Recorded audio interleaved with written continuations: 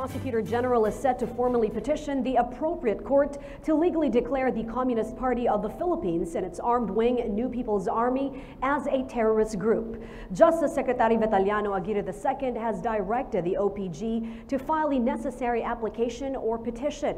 Under the Human Security Act of 2007, the Department of Justice must first seek clearance from the court before an organization, association, or group of persons could be declared a terrorist and outlawed group. Kenneth Paciente has more.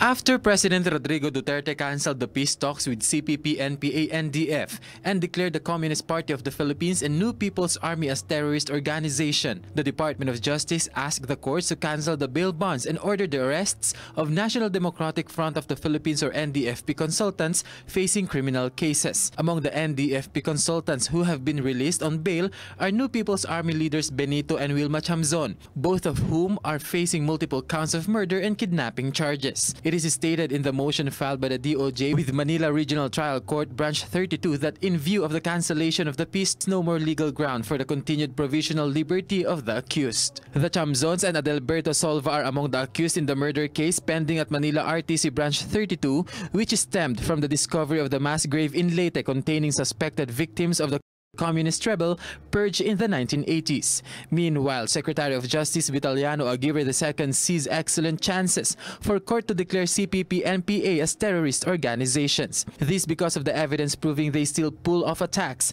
and ambushes against the military and police even during the period of peace talks. Aguirre is hoping after the petition is drafted by the National Prosecution Service, it will be filed in a proper regional trial court. The Justice Department also ordered the Office of the Prosecutor General or OPG to file a petition to recognize and uphold the President's declaration that the communist group as a terrorist organization. Department Order number 779 was released by the DOJ one day after the President's declaration. Kenneth Paciente for The Nation.